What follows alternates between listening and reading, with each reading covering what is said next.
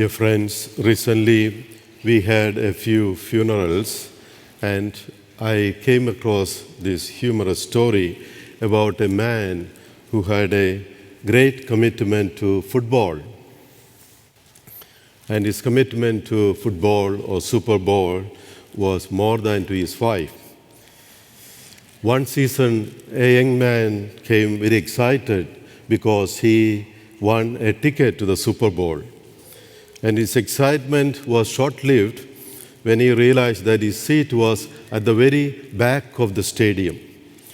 So he began to search for a better seat and found an empty one right near to the field. So he approached the man sitting next to the chair, asked if it was taken. The older gentleman said no. Amazed by this, the young man said, "How could one pass up a seat like this?" The older man said, "That is my wife's seat. We have been coming to Super Bowl every year ever since we got married, but unfortunately she passed away." The young man said, "Oh, I am very sorry to hear that, but couldn't you find a friend or a relative to come along with you?" The older man said, "No, they are all at her funeral now."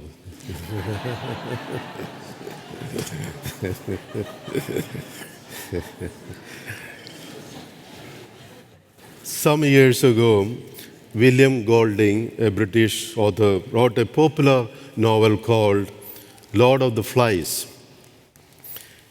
This novel is about a 14-year-old group of boys. They got lost in an island after their plane crashed in the Pacific Ocean.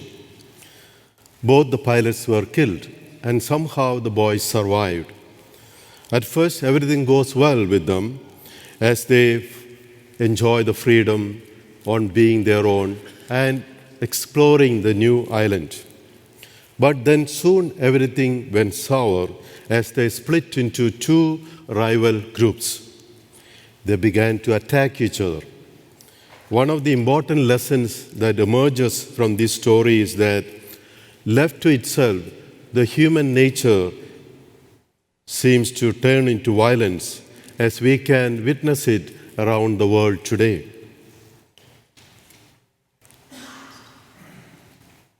This novel wants to tell us that we do need laws and structures, or else the human nature tends to evil forces. Put positively, William Golding's point is this: society needs laws and structures if it is to survive. If not, society soon disintegrates to a kind of jungle where nothing is sacred, no one is respected. The ancient Jewish people had a similar philosophy about the human nature. They believed that laws and regulations were necessary if they were to survive and grow as a nation. Hence, the study of the law became one of the most important professions in that area, and the professionals called scribes began applying the law of the land, about 613 of them, to their everyday life. The upshot of this exaggerated legalism was that many common people gave up following the law because it was too rigorous, and they even gave up the hope of pleasing their God. This explains why Jesus was so harsh against the Pharisees and the scribes. It was because they turned their religion into a book of rituals and rules. The problem with the Pharisees was not their interpretation of the Jewish law, to which they were, of course, committed. The problem was that they taught more truth than they themselves actually practiced or lived. So, the Lord cautions us that same thing could happen to us because we have a gap between what we say and what we do in our life. For example, We all hold our leaders, national, local, otherwise, to very high standards, as we should, but we make many exceptions to ourselves. We expect competence from professionals and our co-workers, but excuse ourselves frequently.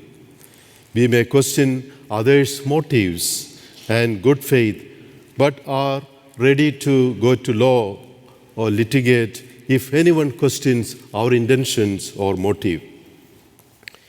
In contrast to this Pharisaic legalism, Jesus holds out love and forgiveness. He said, "The heart of religion is not a book filled with rules, but rather it is a heart filled with love and compassion."